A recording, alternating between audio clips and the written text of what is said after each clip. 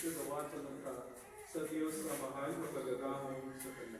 Tuwatang ta sa Ginoong mga sakripisyo gikan sa iyahang mga kamot. Alang sa pagday paghimaya sa iyahang ngalan. Alang usab sa atong kapuslan ng sa tibiyang santos nga simbahan.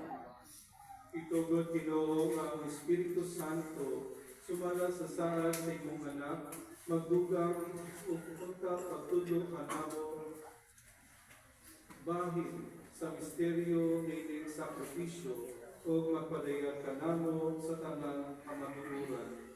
Kini among pangayo pinagi ni Kristo among Ginoo. Ang Ginoo manaa kaninyo. Manausab kaning. Ibayaw ang inyong mga kasingkas. Amo nang gibayaw ngadto sa Ginoo. Magpasalamat kita sa Ginoo maatong Dios. Angay ug matarong. Santos nga mahal, Dios katunhay o makagagahon sa tanan. Angay ang matarong gayot nga magpasalamat kami kanimo kanunay o sa tanang dapit. Pinaagi ni Jesucristo among Ginoo. Kay karong adlaw ihatag mo ang Espiritu Santo kanila nga ipiling mo nga imong mga anak na tinago pinaagi sa pagpakig-ambit nila sa kinabuhi sa imong bugtong anak o sa imong gihinti ang misteryo sa Pasko sa pagkabanaw.